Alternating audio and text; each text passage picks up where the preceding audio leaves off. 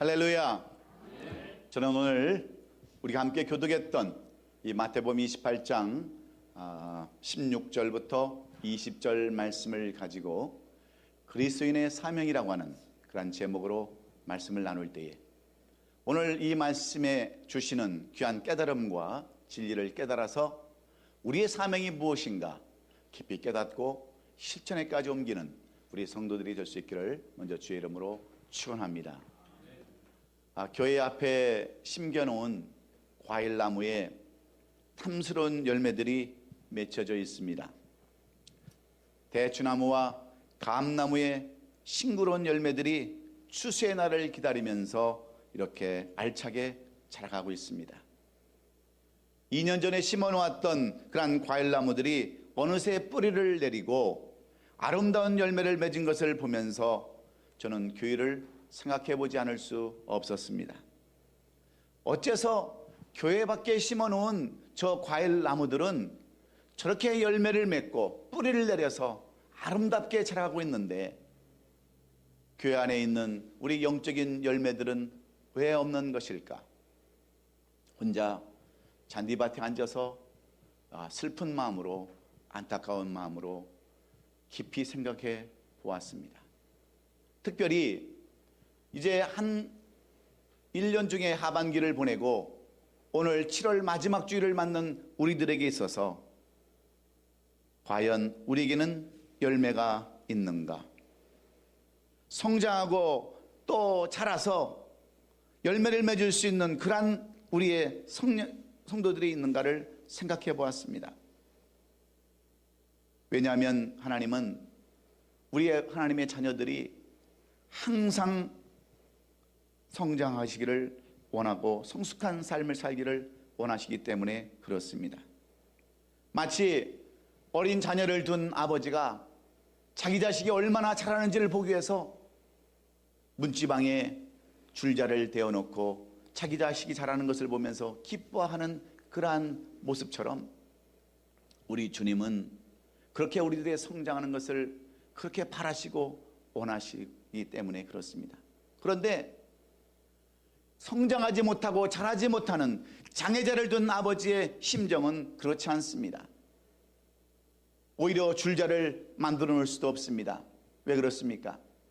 오히려 그 자라지도 못하는 장애자를 가진 그 부모는 오히려 그 줄자가 고통이 되고 아픔이 될 수밖에 없기 때문에 그렇습니다.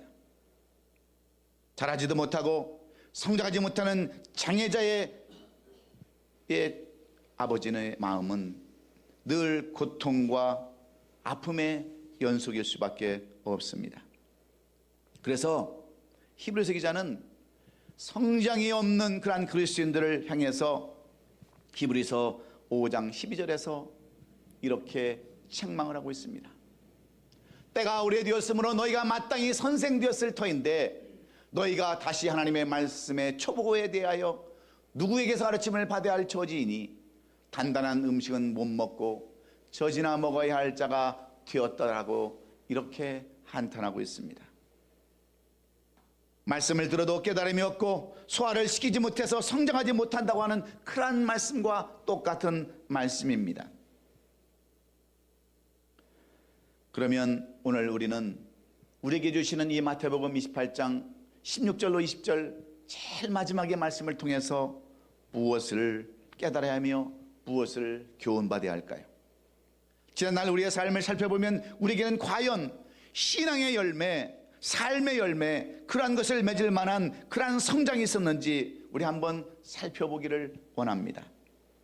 내 신앙이, 내 믿음이 성장하지 못해서 맺어야 할 열매가 없고 무성한 잎사귀만 있다고 한다면 그 나무를 향하여 저주하셨던 주님을 우리는 반드시 바라봐야 합니다.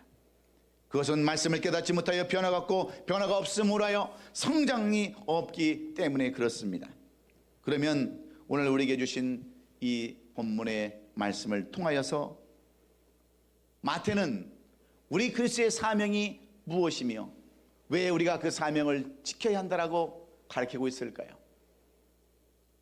주님의 제자가 되기 이전에 세관에서 그 세금을 거두들였던 마태가 변하여서 주님의 제자가 되고, 이제는 주님의 말씀을, 추후의 말씀을 우리에게 전해주는 마태는 오늘 이 본문을 통해서 우리에게 주시는 최종적인 결론의 말씀을 무엇이라고 이렇게 적어놓고 있습니까? 오늘 본문 마지막 말씀, 그 말씀은 바로 우리에게 주신 이유를 분명하게 말씀해 주고 있습니다. 여러분, 세상에는 이유 없이 이루어진 일들이 하나도 없습니다. 이유 없이 만들어진 것도 하나도 없습니다. 다 이유가 있어서 만들어졌는데, 그리고 이루어졌는데, 우리의 삶도 마찬가지입니다. 우리말에 핑계 없는 무덤이 없다고 하는 그런 말이 있습니다. 죽는 데에도 이유가 있습니다. 아파서 죽든지, 나이 많아 죽든지, 사고로 죽든지 다 이유가 있는 것처럼 신앙생활에도 교회 다니는 이유가 다 있겠는데, 그것은 바로 그리스도의 사명이 있기 때문인 줄로 믿습니다. 하나님의 자녀가 된 도리 때문입니다. 오늘 이 말씀은 예수님께서 십자가에 돌아가신 이후에 부활하시고 이 땅에서 40일을 머무시면서 마지막 제자들에게 당부하셨던 말씀입니다.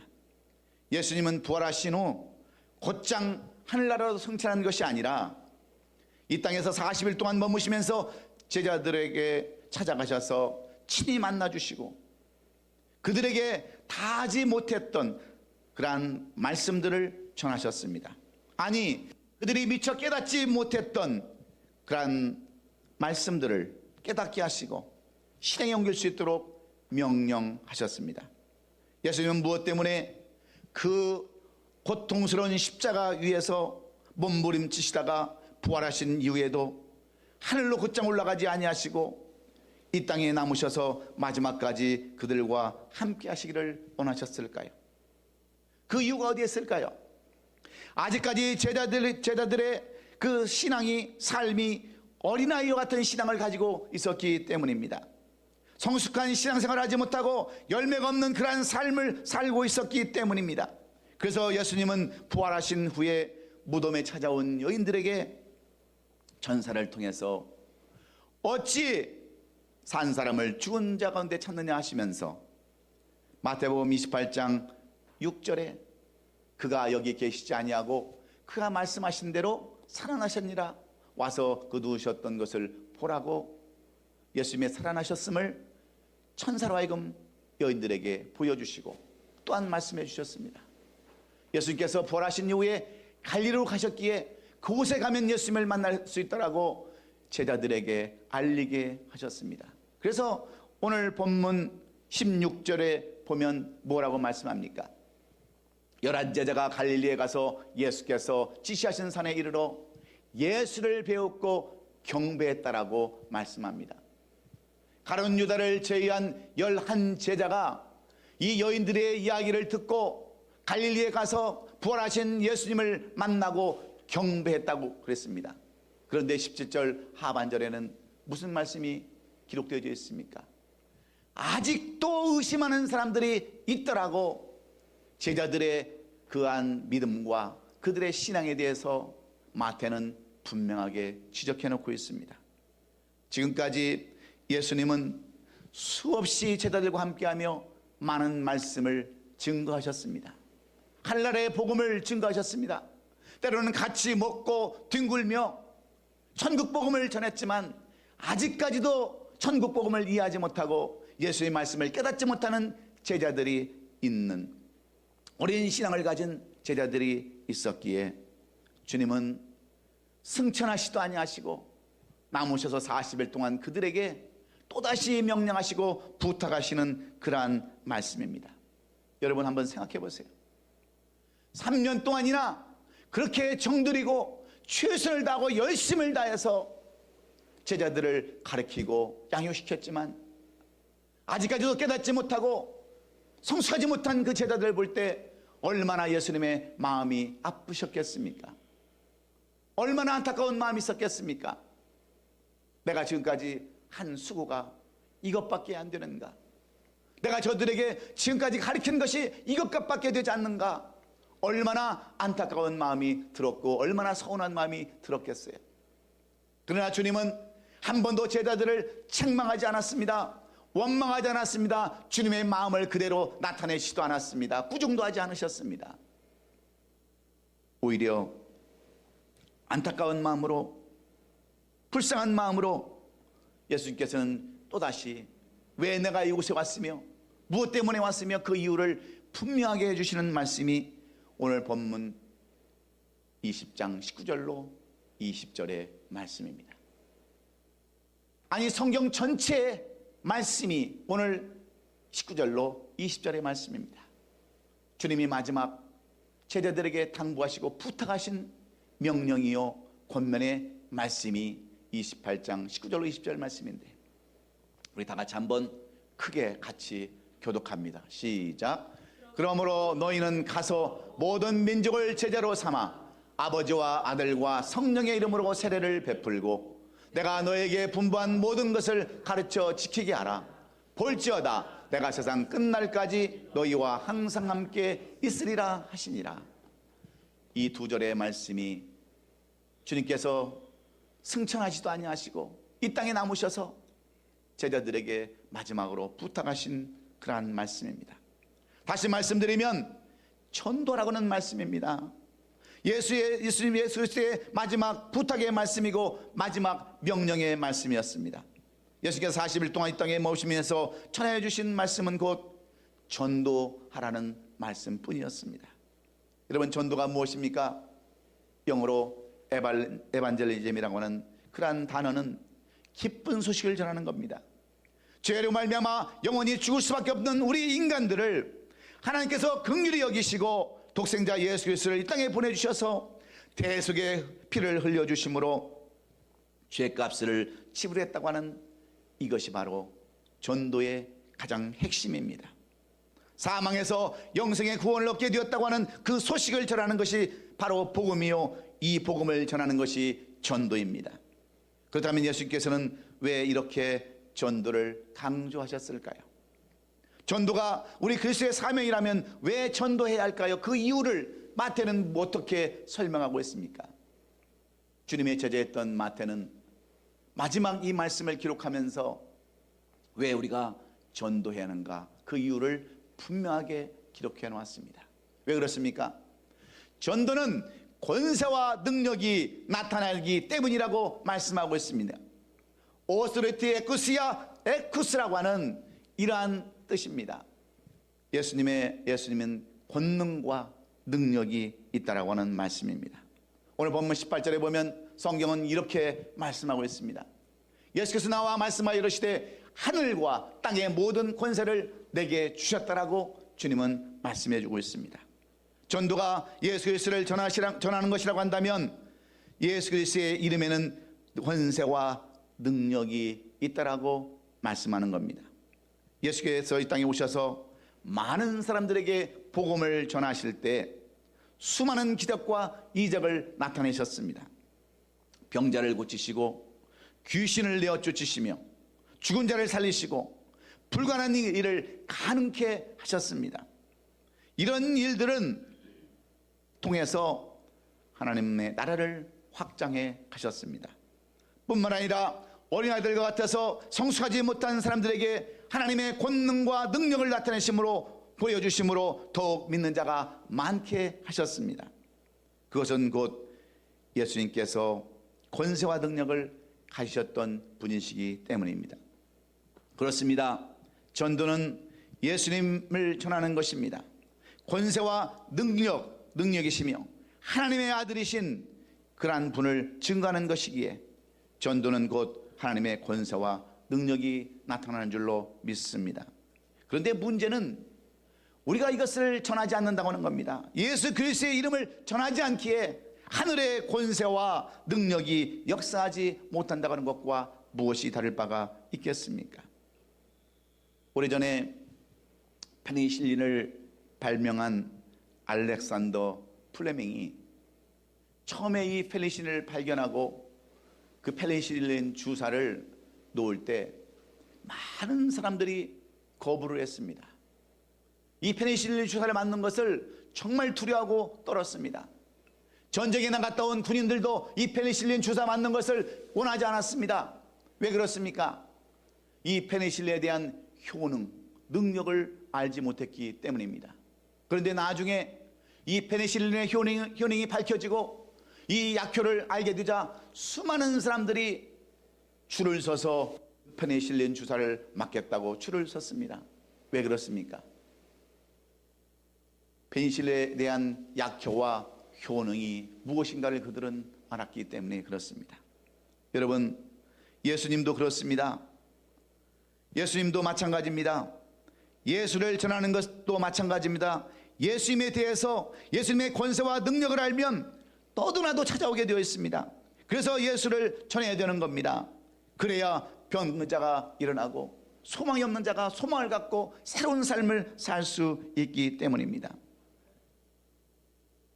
예수 그리스도의 이름에는 능력이 있기 때문에 그렇습니다. 예수 그리스도의 이름에는 권세가 있기 때문에 오늘도 우리가 예수 그리스도를 전하면 반드시 예수 그리스도의 권세와 능력이 우리의 삶 가운데 나타나는 줄로 믿습니다. 우리나라 교회 역사 가운데 성동교회가 세워진 이야기를 한국 교회사에 기록해 놓았습니다. 이 성동교회가 세워지게 된 이후에는 바로 경동 제1교회라고 다니는 엄규현이라고 하는 이 집사가 그 교회를 세웠다고 해도 과언이 아닙니다. 이 엄규현이라는 집사는 어떤 사람이었느냐? 그는 당시 성동 대감이었던 이재영 대감의 마부였습니다. 말을 이끌고 이 대감을 궁궐까지 데려다주고 데려오는 그러한 마부요, 종이요 모습이었어요. 그런데 이 엄규현이라는 사람이 어느 날 서양 그 선교사님을 만나서 예수를 영접합니다. 예수를 믿고 세례를 받고 그리스도인이 되고 집사가 됩니다. 그런데 얼마나 그 예수 믿는 것이 기쁘고 감사한지, 얼마나 자기의 삶이 그렇게 기쁜지 전도하고 싶은 마음이 생기는 겁니다. 그래서 주위에 있는 사람들에게 전도를 했지만 정작 자기가 섬기는, 자기가 모시고 있는 그 이재영 대감을 전도하고 싶은 마음이 생기는 거예요. 그런데 여러분, 당시 하늘을 찌르는 권세를 가졌던 왕족이었던 대감 이재영을 여러분 전도하고 한다는 것은 여러분 종으로서 너무나도 힘든 일이었습니다. 말 한마디면 목이 날아갈 수밖에 없는 그 상황에서 어떻게 우리 주인님을 전도할 수 있을까? 그렇게 고심하는 가운데 그래도 그의 마음에 기쁨이 넘치고 예수 그리스도의 권세와 능력이 나타납니다. 그래서 어느 날 결심을 하죠. 그래서 이 엄규현이라는 이 집사가 이제 마부로서 이재영 대감을 말에 태우고 궁궐로 가다가 잠시 쉬는 중에 결단을 합니다. 그리고 대감님을 부릅니다. 대감마님 하고 부르는데 말이 안 나오는 거예요. 도대체 무슨 말을 해야 될지를 모르는 거예요. 그래서 또 대감마님, 그러니까 답답한 이재영 대감이 왜 그러느냐? 할 말이 있으면 좀 해봐라. 내가 답답하지 않느냐? 한번 해봐라.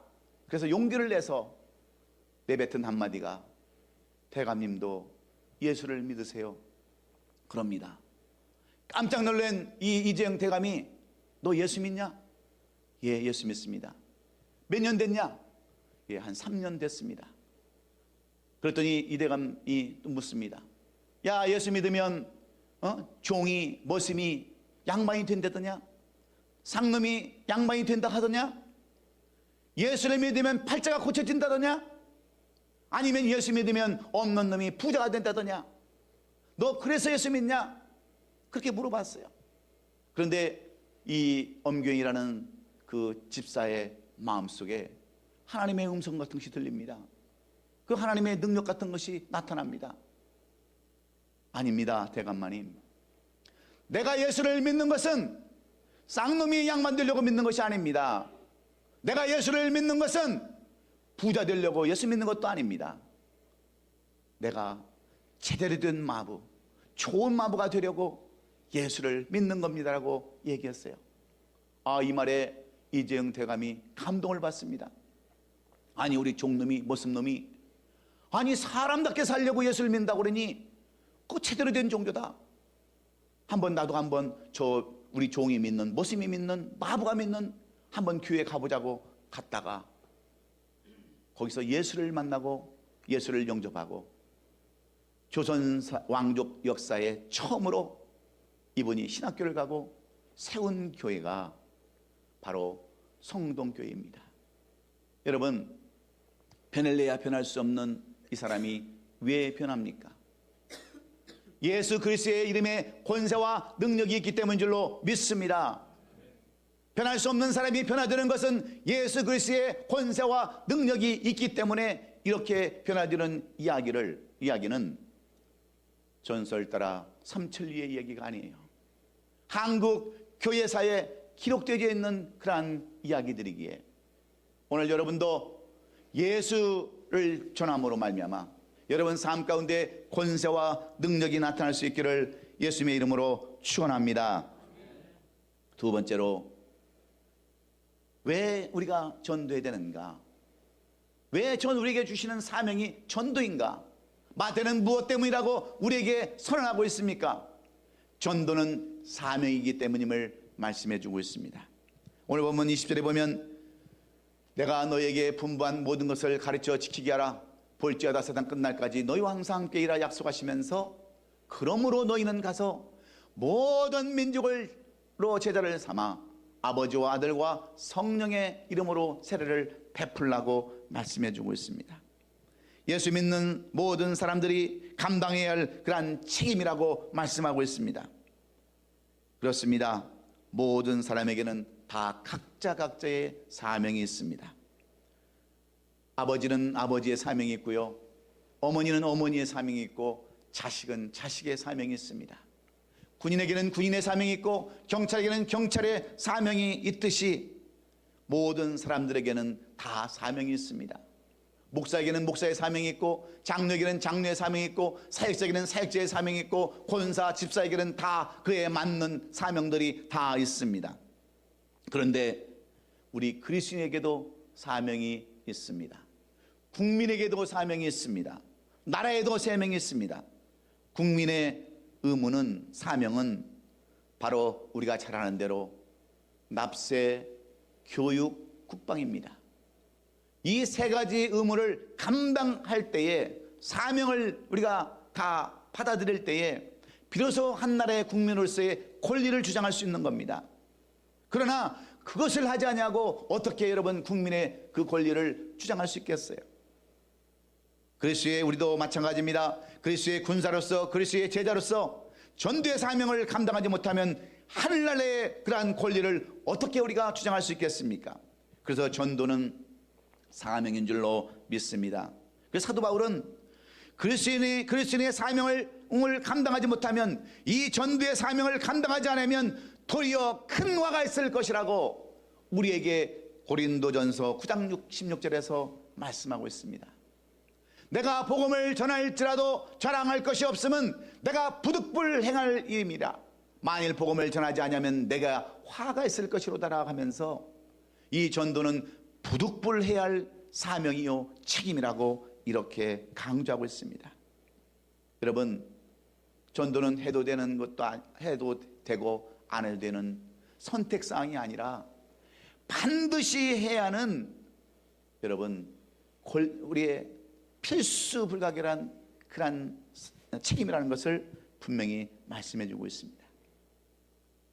사명은 너무나도 중요하기 때문에 그렇습니다. 18세기의 유럽에 있었던 실제 사건입니다. 유럽 저 어느 섬에 한 아름다운 섬에 등대지기 하는 등대지기가 있었습니다. 얼마나 마음이 착하고 선하고 좋은지 동네 사람들의 그러한 칭찬을 듣는 그러한 등대지기입니다. 그런데 어느 날 한 할머니가 찾아와서 며칠을 굶었다는 겁니다. 아버지는, 그 아들은 도망가 버리고 며느리도 도망가 버리고 자식들밖에 없는데, 손주들밖에 없는데 손주들이 며칠을 못 먹어서 굶주리고 있다는 거예요. 그래서 사정을 하니까 이 등대지기가 할 수 없이 등대의 기름을 빼서 팔아가지고 음식을 사드립니다. 얼마나 창한 일입니까? 그런데 또 어느 날 그 친구가 찾아옵니다. 친한 친구가 찾아와서 이 엄동설안에 너무 추워서 아이들이 그만 얼어 죽을 것 같다는 거예요. 기름 한 방울 없어서 힘든 삶을 살아가고 있다는 겁니다. 할 수 없이 이 등대지기는 등대의 기름을 뽑아서 그 친구에게 줍니다. 그리고 며칠 지난 어느 날 그 지역에 폭풍우가 몰아치고 파도가 몰아치며 치는데 그 지역을 지나가는 거대한 여객선 한 척이 어디에 등대가 있는지 등대를 찾지 못해서 암초에 부딪혀 좌초하고 말았습니다. 수많은 사람들이 죽음을 당하고 실종되는 사건이 났습니다. 그래서 정부에서 나와서 조사를 해보니까 등대에 불이 켜지지 않고 기름이 없는 거예요. 그래서 이 착한 그러한 등대지기를 잡아다가 사형을 시켰다고 하는 그러한 이야기입니다. 마음 착해서 자기 사명을 감당하지 못하고 자기가 무엇을 해야 되는지 알지 못하고 사명을 감당하지 못해서 남들이 보기에는 착한 삶을 살아가는 것 같아도 남들이 보기에는 의로운 삶을 살아가는 것 같아도 이 사명을 감당하지 못해서 남도 죽이고 자기도 죽는 그러한 어리석음은 사명을 감당하지 못했기 때문이라는 겁니다. 여러분 우리도 마찬가지입니다. 죽어가는 영혼들이 많이 있음을 보면서 긍휼히만 여깁니다. 내일을 기약하지 못하는 그런 사람들에게 복음을 전하지 못하고 할 수 없이 그러겠지. 얼마나 바쁘면 그럴까? 얼마나 먹고 살기 힘들면 교회도 못 나가고 저런 삶을 살 수 있을까? 그렇게 착한 마음으로 의로운 마음으로 산다면 결국 그 영혼을 죽이는 것에 불과할 뿐입니다. 여러분 우리에게 있어서 내일은 없습니다. 여러분 그리스도인에게서 타협이란 없습니다. 아직도 믿지 않는 영혼들에게 전해야 할 것이 바로 전도이기에 이 사명 감당하는 우리 성도들이 될 수 있기를 주의 이름으로 축원합니다. 여러분 전도가 사명이라고 한다면 여러분 전도가 사명이라면 전도는 반드시 이루어져야 되는데 여러분 한국에 가면 오산학교라고 있습니다. 오산학교를 세운 분은 이승훈 장로님이신데 이승훈 장로님은 왜 오산학교를 세워서 수많은 인재와 수많은 인물들을 배출하게 되었을까요? 원래 이승훈이라는 사람은 어려서 고아가 된 사람입니다. 어려서부터 아버지와 어머니를 다 잃어버리고 고아가 되어서 10살 때에 어느 유기전이라고 하는 그릇 파는 가게에 모성으로 들어갔습니다. 종으로 들어갔습니다. 그런데 얼마나 착하고 얼마나 신실하고 얼마나 정직한지 이 유기전 주인이 자기 아들을 삼을 정도로 그렇게 신실한 사람이었어요. 그래서 마침 아들이 없었던 이 유기전 주인이 이 이승훈 씨에게 모든 재산을 다 넘겨줍니다.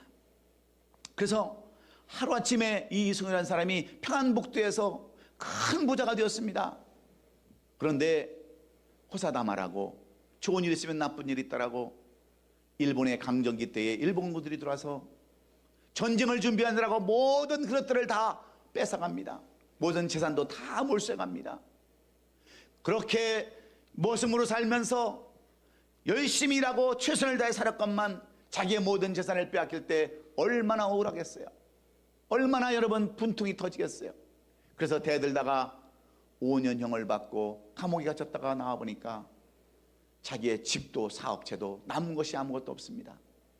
너무나도 분통이 터지고 억울해서 대동강변에 빠져 죽으려고 대동강변에 갔다가 마침 전도하러 나왔던 사람들을 만나게 되는데 여러분 그 사람들이 누군지 아십니까? 바로 조만식 장로님이 길거리에 나와서 전도하는 그 모습을 보고 이 이승훈 씨를 만나서 전도를 하게 합니다. 그리고 토산 안창호 선생의 시국 강연을 듣습니다.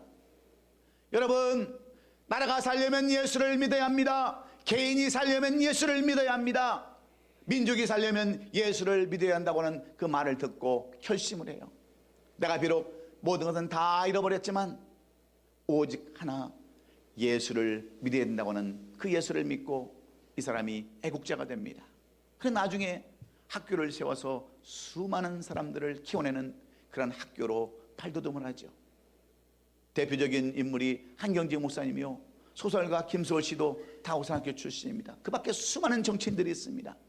여러분, 왜 이렇게 믿지 않던 사람, 고아 같은 사람, 그 사람이 학교를 세우고 민족의 33인의 애국자로 자랄 수 있었겠습니까? 장로라는 사람이 사명을 감당했기 때문에 그렇습니다. 조만식 씨와 동단 안창호 같은 사람들이 예수 그리스도의 복음을 전하고 살아계신 하나님의 말씀을 전했을 때, 그 사명을 감당했을 때 이러한 역사들이 일어난 줄로 믿습니다. 그래서 사명은 중요한 거예요. 그런데 사명을 감당하지 않으면 어떤 일들이 일어납니까? 나도 죽고 다른 사람도 죽이는 그러한 슬픈 현실 속에 살아갈 수밖에 없기에, 여러분, 오늘도 힘든 삶을 살아가십니까? 여러분, 어려운 삶을 살아가십니까? 전도할 수 있기를 주의 이름으로 축원합니다. 마지막으로, 오늘 마태는 왜 전도해야 한다라고, 우리 그리스도의 사명이 전도라고 이렇게 못 받고 결론적으로 말씀해 주고 있습니까? 전도는 축복과 상급이 약속되어 있기 때문이라고 분명하게 우리에게 소개하고 있습니다. 오늘 본문 20절 하반절에 보면, 볼지어다 내가 세상 끝날까지 너희와 항상 함께 있으리라 말씀하고 있습니다. 아니, 약속하고 있습니다. 내가 너에게 분부한 모든 것을 가르쳐 지키게 하면 내가 너희와 세상 끝날까지 너희와 항상 함께 있겠다라고 약속해 주시는 말씀입니다. 너희들 한번 두고 봐라. 너희들이 내 말대로 내 뜻대로 전도하고 그 전도의 사명을 감당하면 내가 이 세상 끝날까지 너희와 항상 함께 있겠다. 그러면 함께 있겠다고 하는 뜻이 무엇입니까? 동행한다고 하는 뜻입니다. 너희를 도와주고 이끌며 인도하시겠다고 하는 그런 말씀과 똑같습니다.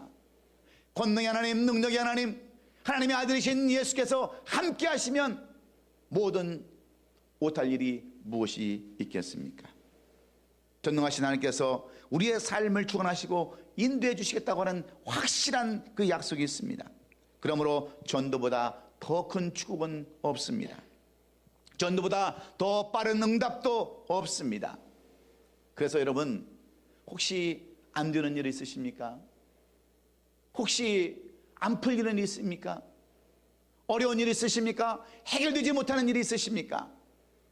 기도도 중요합니다. 말씀 부는 것도 중요합니다. 그러나 우리가 하나님의 약속의 말씀을 붙든다면 한번 전도해 보세요. 내가 하나님 앞에 예수 그리스도의 권능을 전하고 하나님의 능력을 전할 때 여러분, 그 능력과 그 권능이 바로 여러분에게 임할 줄로 믿습니다. 왜? 하나님의 약속이기 때문에 그렇습니다.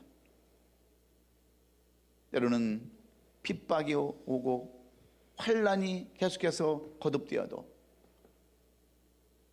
왜 예수님의 제자들이 순교의 삶까지 나갈 수 있었습니까? 바로 이 약속의 말씀 때문입니다.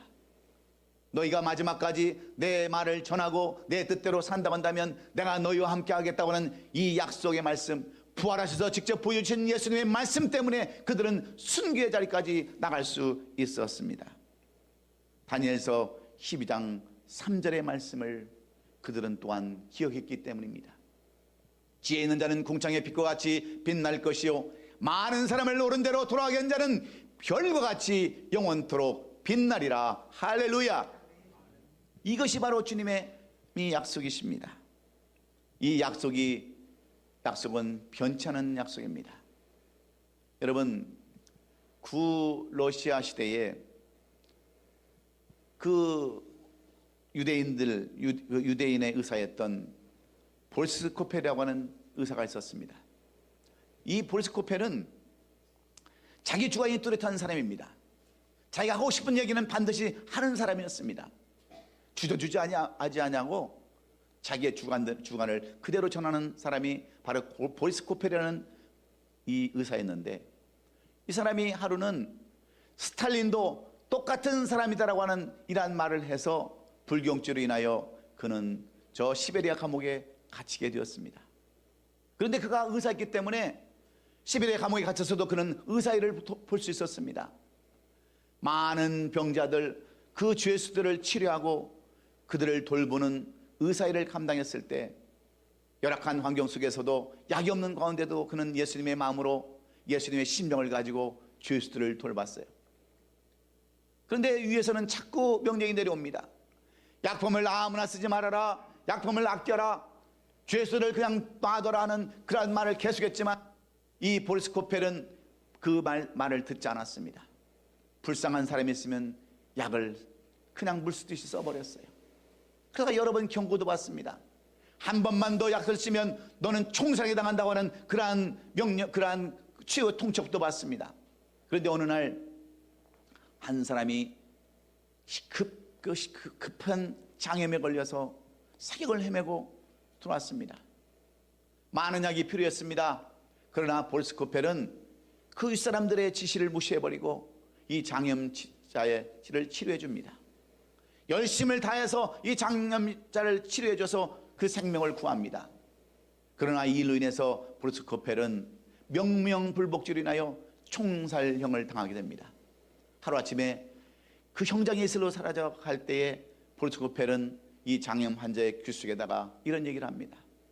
여보게, 나는 이 험하고 더러운 세상, 힘든 세상 이제 마치고 슬픔도 고통도 없는 저 하늘나라를 가는데 거기에는 바로 우리가 믿는 예수님, 하나님의 보좌가 있기 때문이라고 예수를 전했습니다. 그 어려운 가운데도 자기의 생명을 걸고 자기를 살려줬던 이 장염 환자는 예수를 영접하지 않을 수 없었습니다. 그래서 예수를 영접합니다. 그리고 예수를 통해서 감동을 받고 예수를 통해서 그의 삶이 변화됩니다. 여러분, 그 사람이 누구인 줄 아십니까? 바로 그 유명한 소련의 러시아 문호 솔제니친입니다. 이 사람은 노벨 문학상을 수상했습니다. 그리고 자기가 만난 예수를 증거한 사람입니다. 그리고 이 볼스코펠이라고 하는 이름도 없는 한 의사의 이름을 이 솔제니친을 통해서 증거해주고 있습니다. 왜 그렇습니까? 하나님은 한번 약속하신 것을 잊지 않기 때문에 그렇습니다. 여러분, 한 감옥에서 형장의 이슬로 사라져버린 볼스코펠이라는 사람의 이름이 아직까지 영원히 기록될 수 있었던 것은 바로 그가 전도했던 그러한 전도를 통해서 축복과 상급으로 더 많은 것들로 채워주신 하나님의 약속이기 때문에 그렇습니다. 그렇습니다. 여러분, 말씀을 정리합니다. 왜 마태는 마태복음 28장 맨 마지막 절 16절로 20절을 통해서 우리 그리스도의 사명이 바로 전도라고 말씀하면서 왜 전도한다고 그 이유를 분명하게 우리에게 말씀해 주고 있습니까? 전도는 예수 그리스도의 이름과 이름의 권세와 능력이 있기 때문임을 분명하게 가르쳐 주고 있습니다. 전도는 사명이라는 것을 분명하게 가르쳐 주고 있습니다. 전도는 축복과 상급이 있음을 분명하게 말씀해 주고 있기에 여러분, 전도를 두려워하지 마시고 또 피하지 마시고 전도해서 우리 이 빈자리를 채우고 하나님 앞에 영광과 권세를 드러내는 우리 모든 올바인 교회 성도들이 될 수 있기를 예수님의 이름으로 축원합니다. 축원합니다. 기도하겠습니다.